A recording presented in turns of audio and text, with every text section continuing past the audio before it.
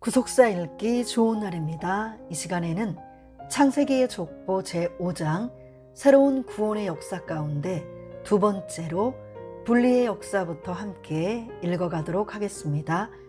2. 분리의 역사. 창세기 12장 1절. 여호와께서 아브라함에게 이르시되 너는 너의 본토 친척 아비집을 떠나 내가 내게 지시할 땅으로 가라. 사실 이스라엘의 역사는 하나님이 아브라함에게 내린 떠나라는 분리의 명령으로 시작되었습니다. 하나님은 메시아를 이 땅에 보내시기 위해 이스라엘이라는 한 나라를 세우시기까지 오랫동안 분리 또는 격리시키는 데 치중하셨습니다. 무엇으로부터의 분리였습니까? 족장들이 살았던 당시에 편만했던 죄악 세상으로부터입니다. 셋 계열의 족보와 노아의 장자인 셈 계열의 족보는 아담의 때로부터 아브라함의 때에 이르기까지 하나님이 택한 백성의 혈통을 계속해서 따로 구별하시고 분리하시고 보호해 오셨음을 보여주는데 주안점이 있습니다. 창세기 5장 1절로 32절, 창세기 11장 10절로 32절. 분리의 궁극적인 목적은 하나님이 전 인류의 구원 역사를 진행시키기 위한 것으로 아담부터 시작하여 선민 이스라엘의 최초 직계조상인 아브라함이 나기까지, 그리고 이 땅에 구원자가 오시기까지입니다. 바로 성경에서 말씀하시는 구속사의 결정적인 때까지 경건한 신앙의 맥이 끊어지지 않게 하시려는 것입니다. 말라기 2장 15절, 호세아 11장 4절. 그래서 끝없는 사랑과 보호로, 때로는 막대기와 채찍으로 어둠의 세력과의 분리의 역사를 진행시키셨습니다. 분리의 역사는 언제나 아픔을 동반합니다. 가슴 아픈 눈물이 없이는 분리의 역사를 감당할 수도 없고 이해할 수도 없습니다. 믿음의 조상 아브라함은 바로 그 분리의 역사를 주관해 오신 하나님의 눈물과 땀의 최종 결정체로서 인류 구원 역사를 위한 건실한 종자였습니다. 1. 노아 이후 족장들의 분리의 역사. 셋 계열의 족보 가운데 특별히 셈의 아들 아르박삭부터 아브라함까지 족장들의 이름 속에는 신앙의 정착을 위해 세상에서 떠나는 끊임없는 분리가 점진적으로 암시되어 있습니다. 하나님은 홍수 심판 이후에 새로운 시대를 여시고 경건한 셈 계열의 족장들이 우상 숭배와의 싸움을 온전히 극복하고 신앙의 정통을 지키면서 순례자의 길을 걷기를 원하셨던 것입니다. 그들은 신앙의 정통을 지키기 위해 땅에 정착하거나 안주할 새 없이 끝없는 순례자의 길을 걸어야 했습니다. 그때에 비로소 셈의 하나님은 그 자손들의 하나님이 되실 것입니다. 창세기 9장 26절. 셈의 자손들의 이름에서는 그들이 피할 수 없이 겪어야 했던 분리의 아픔이 느껴집니다. 그러나 안타까운 사실은 벨렉 이후 셈의 후손들이 그 이름의 긍정적인 의미대로 살지 못하고 세상과 분리되기는커녕 오히려 세상과 짝하며 살았다는 사실입니다. 이제 경건한 자손을 얻기 위해 하나님이 제시한 분리의 방법들을 그들 이름의 긍정적인 의미를 통해 오늘에 적용시키면서 살펴보도록 하겠습니다. 아르박삿. 아르박삿은 셈의 아들입니다. 그 이름은 영역이라는 뜻입니다. 기존 땅으로부터 자기들만의 새로운 영역으로 분리되어 나오는 것입니다. 원래 이스라엘은 아주 작은 민족이었습니다. 그러나 하나님은 그들을 택하여 하나님의 성민으로 삼으시고 자기의 영역으로 세우셨습니다. 출애굽기 19장 6절, 신명기 7장 6절로 7절. 그러므로 예수님께서 하늘 보좌 영광을 버리시고 내려오신 땅은 바로 자기 땅입니다. 요한복음 1장 11절. 우리 또한 하나님이 택하신 자기 영역입니다. 그렇다면 하나님의 자기 영역, 자기 기업의 백성된 자들은 어떻게 살아야 합니까? 첫째, 하나님의 말씀에 순종해야 합니다. 내가 어떤 나라의 국민이라면 그 나라의 법에 순종해야 하듯이 우리가 하나님의 영역이라면 당연히 하나님의 말씀의 법에 순종해야 합니다. 그래서 출애굽기 19장 5절에서는 세계가 다 내게 속하였나니 너희가 내 말을 잘 듣고 내 언약을 지키면 너희는 열국 중에서 내 소유가 되겠고 라고 말씀하고 있습니다. 둘째, 거룩한 영역이 되어야 합니다. 하나님의 영역이 된 자들을 가리켜서 출애굽기 19장 6절에서는 거룩한 백성이라고 말씀하고 있으며 베드로전서 2장 9절에서는 거룩한 나라라고 말씀하고 있습니다. 우리의 주인이신 하나님이 거룩하신 분이므로 그의 영역된 우리도 거룩한 자가 되어야 합니다. 레위기 11장 45절, 죄악의 손, 흑암의 손이 나를 만지지 못하도록 자신의 성별을 지켜가야 합니다. 요한일서 5장 18절, 그것은 주님이 강림하실 때까지입니다. 데살로니가 전서 5장 23절, 세상과 분리되어 나온 성도는 더 이상 사단의 통치 아래 있지 아니합니다. 하나님의 지대한 관심, 끝없는 권고하심이 있습니다. 그래서 주의 백성, 주의 기업, 주의 백성, 자기의 보배로운 백성, 내 하나님 여호와의 성민이라고 불렀습니다. 신명기 9장 26절, 29절, 신명기 32장 43절, 신명기 26장 18절, 신명기 26장 19절. 세계의 민족 위에 뛰어나게 하실 것이라고 약속하셨습니다. 신명기 4장 6절로 8절, 26장 19절, 28장 1절. 그러므로 하나님의 주권적인 통치를 받는 거룩한 영역, 거룩한 성도는 이 땅에서 가장 큰 행복자입니다. 신명기 33장 29절. 셀라. 셀라는 아르박삿의 아들입니다. 셀라의 뜻은 멀리 밖으로 내던지다입니다. 특정한 방향이나 목표를 가지고 다른 먼 곳으로 보내어진 분리의 상태를 말합니다.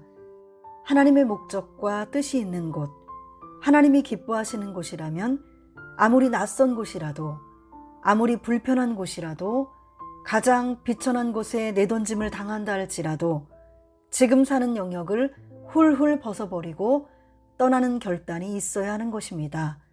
찬송가 355장처럼 아골골짝 빈들에도 하나님의 뜻이 머문 곳이라면 복음 들고 그 사명지로 달려가는 분리의 모습이 있어야 합니다.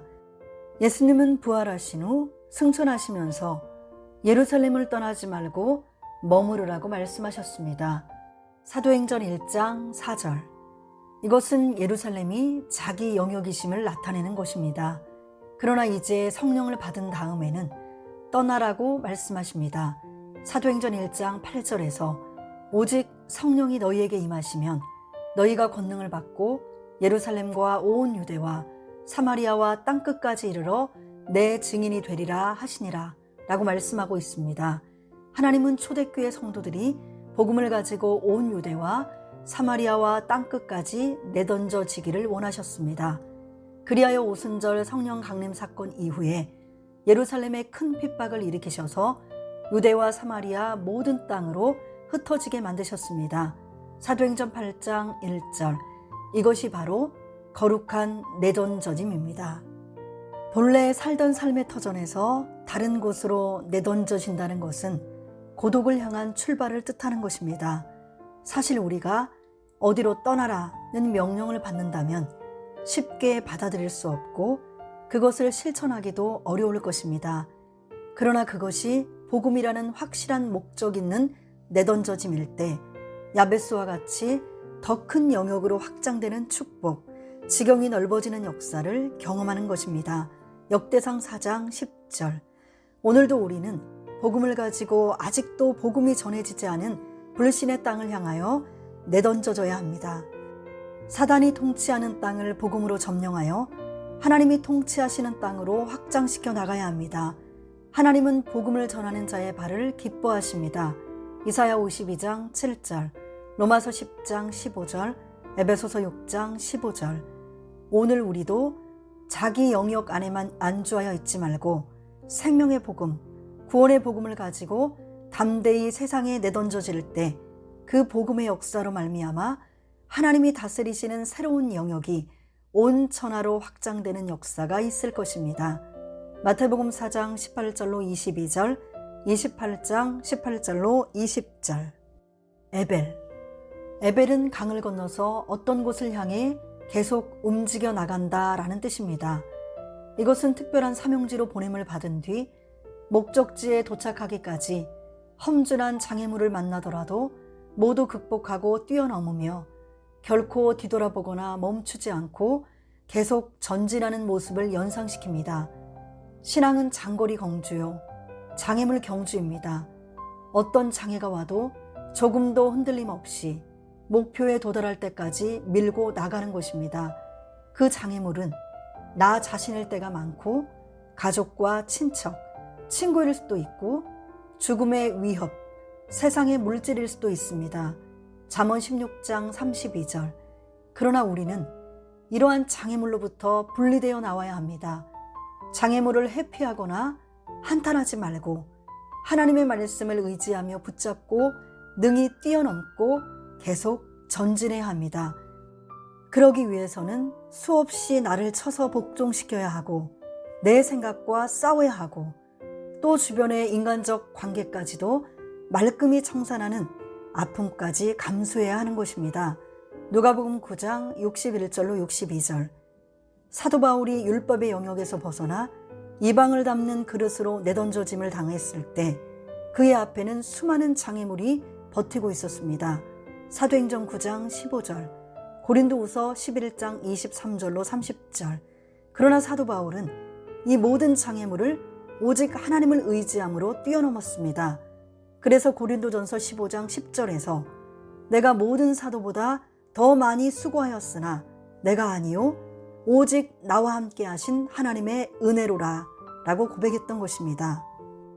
다윗도 자신이 출전하는 전쟁을 할 때마다 수많은 장애물을 만났지만 하나님을 의지함으로 승전의 쾌거를 올렸습니다. 다윗은 시편 18편 29절에서 그 비결에 대해 내가 주를 의뢰하고 적군에 달리며 내 하나님을 의지하고 담을 뛰어넘나이다 라고 고백하였습니다.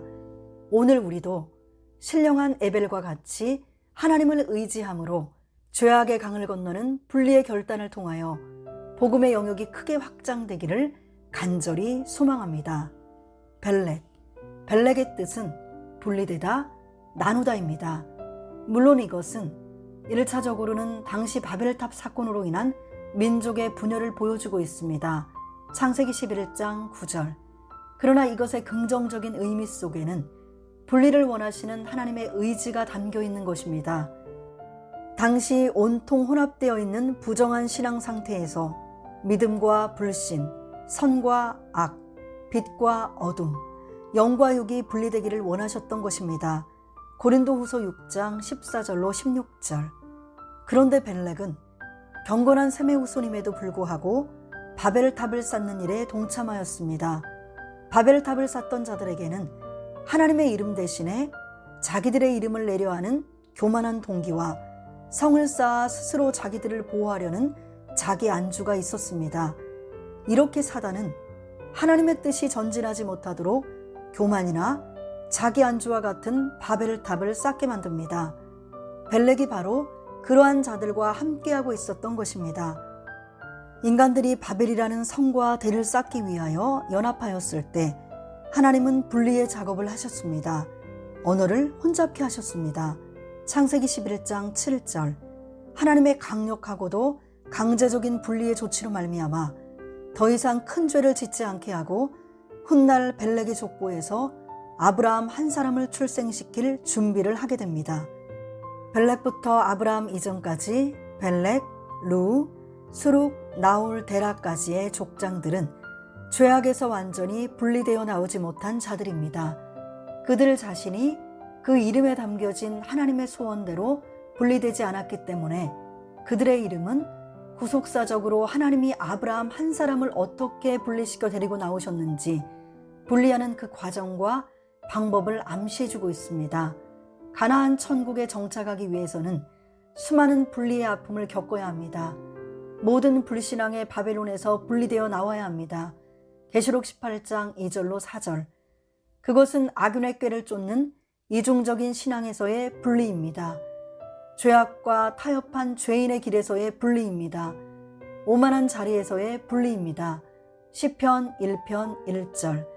그 분리의 아픔을 딛고 일어선 그 자리에 하나님이 서 계십니다. 하나님이 권념하여 주십니다. 모든 눈물을 씻겨주십니다. 모든 엉킨 문제의 실타래를 단번에 속히 풀어주십니다. 할렐루야. 누가복음 18장 8절. 르우의 뜻은 친구, 특별한 관계입니다. 세상과의 분리를 위해서는 하나님의 친구로 칭함을 받을 정도의 믿음이 있어야 합니다. 창세기 18장 17절, 요한복음 15장 14절로 15절. 하나님은 창조주이시지만 택하신 자들의 친구가 되어 친밀하게 교제하기를 원하시는 인격적인 분이십니다.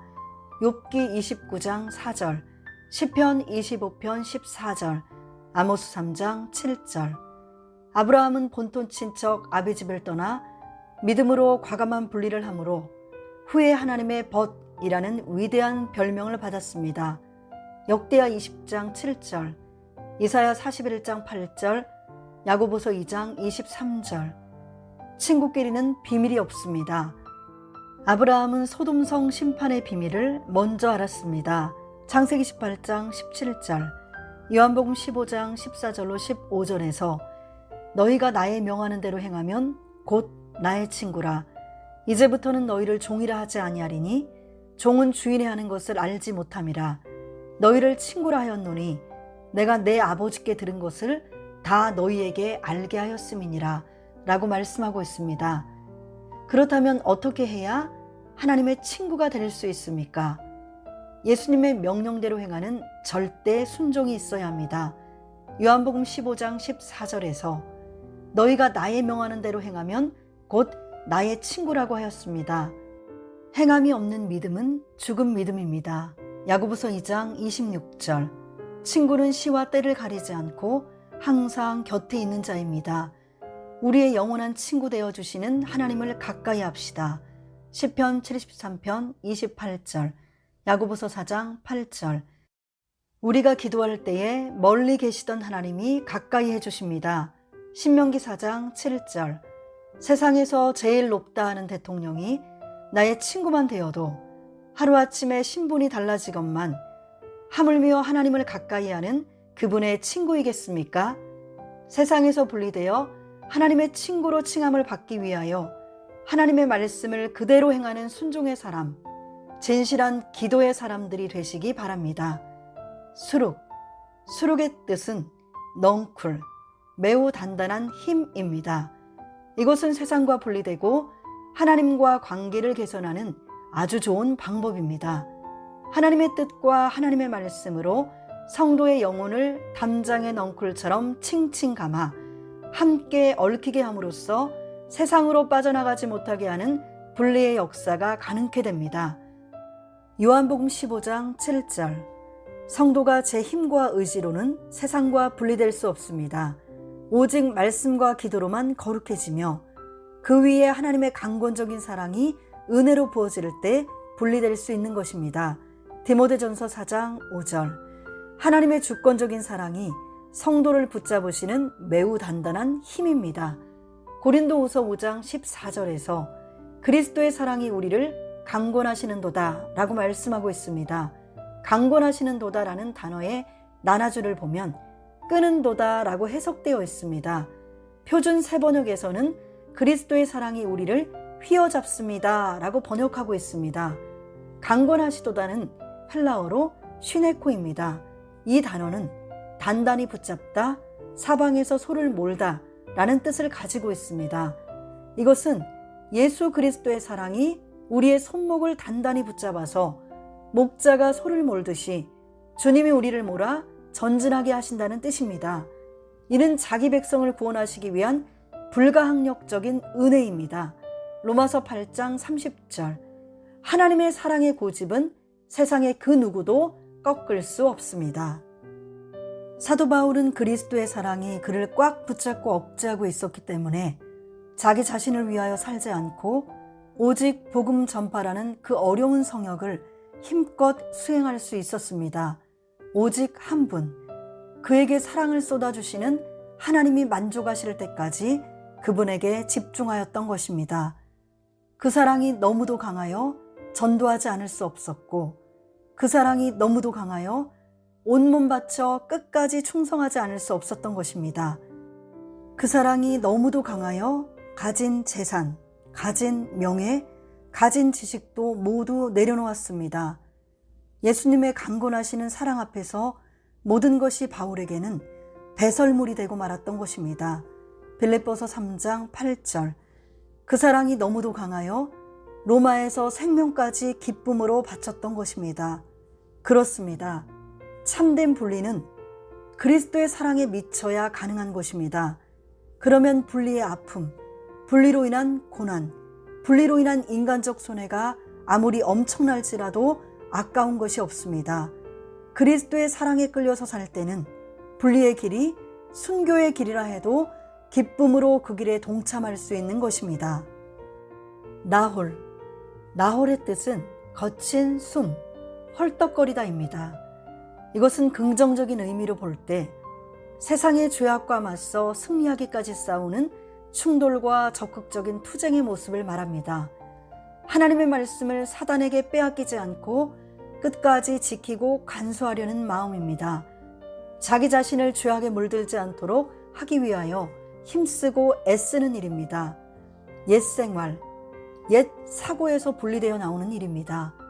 사도 바울은 이러한 전 과정을 선한 싸움이라고 하였습니다. 디모데후서 4장 7절. 그것은 다른 사람과 갈등이 아닌 자신의 내면 속에서 날마다 솟구치는 죄악과의 싸움이었습니다. 로마서 7장 16절로 25절. 그것은 날마다 자기를 처복종시키는 일이었습니다. 고린도전서 9장 27절. 바울은 그렇게 최후 승리를 위해 분투하는 능동적인 모습을 가진 자, 즉 이기기를 다투는 자가 되라고 하였습니다. 고린도전서 9장 25절. 그런데 우리는 주의 일을 행할 때에도 내 욕심과 내 만족을 채우려는 자기 열심일 때가 많습니다. 마태복음 16장 22절로 23절. 타인을 의식하는 열심, 비교의식과 경쟁 심리에서 열심을 내기도 합니다. 이는 모두 하나님이 기뻐하지 않는 빗나간 사람의 열심입니다.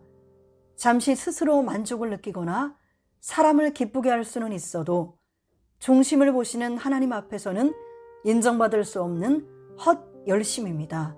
사무엘상 16장 7절. 이러한 열심으로 일을 하면 피곤하고 결실이 없습니다.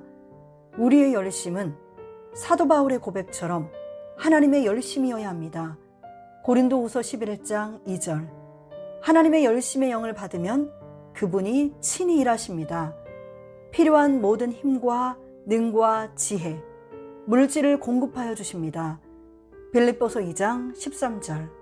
예수님은 언제나 하나님의 열심을 가지고 일하셨습니다.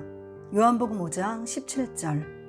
특히 겟세마네 동산에서 예수님은 오직 한 가지, 우리 각자 한 사람 한 사람의 죄 때문에 얼마나 간절히 기도하셨습니까? 누가복음 22장 44절. 우리를 위하여 얼마나 많은 눈물을 흘리셨고 얼마나 많이 변명해 주셨습니까? 히브리서 5장 7절. 얼마나 치열하게 사단과 피 흘리기까지 싸워주셨습니까? 하나님의 열심을 가졌던 사도 바울은 고린도후서 7장 11절에서 7번씩이나 얼마나를 반복하고 있습니다. 얼마나, 그것은 헬라어로 알라인데 그 이상 더, 그것 외에 좀 더 라는 뜻입니다.